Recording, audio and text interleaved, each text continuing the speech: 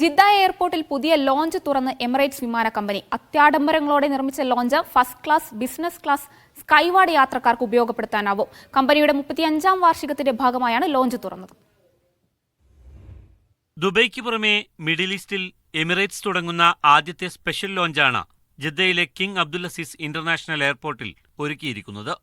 1-ാം number ടെർമിനലിൽ 3-ാം നിലയിലാണ് 2 കോടിയിലേറെ ദിർഹം ചെലവഴിച്ച യാത്രക്കാർക്കായി ഒരുക്കിയ എമിറേറ്റ്സിന്റെ അത്യാഡംബര ലോഞ്ച്.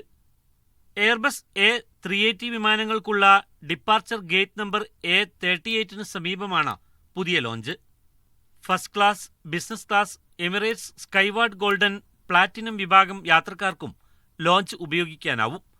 900 ചതുരശ്ര മീറ്റർ വിസ്തൃതിയിൽ അത്യാധുനിക സൗകര്യങ്ങളോടെയുള്ള ലോഞ്ച് ഒരേ സമയം 196 യാത്രക്കാർക്ക് ഉപയോഗിക്കാനാവും. വിശ്രമിക്കാനും ജോലി ചെയ്യാനുമുള്ള പ്രത്യേക ഇടങ്ങളും ആഡംബര ഷവർ സൗകര്യങ്ങളും ലക്ഷറി വിഭവങ്ങൾ വിതരണം ചെയ്യുന്ന റെസ്റ്റോറന്റും ഡൈനിങ് ഏരിയയും ലോഞ്ചിന്റെ സവിശേഷതയാണ്. ജിദ്ദ സർവീസ് ആരംഭിച്ചതിന്റെ 35ാം വാർഷികം ആഘോഷിക്കുന്ന വേളയിലാണ് ലോഞ്ച് ആരംഭിക്കുന്നത് എന്ന പ്രത്യേകതയുമുണ്ട്. 1989 സർവീസ് ആരംഭിച്ച എമിറേറ്റ്സ് നിലവിൽ ജിദ്ദ, റിയാദ്, ദമാം, മദീന എന്നിവിടങ്ങളിലേക്ക് ആഴ്ചയിൽ 70-ലേറെ സർവീസ് നടത്തുന്നുണ്ട്.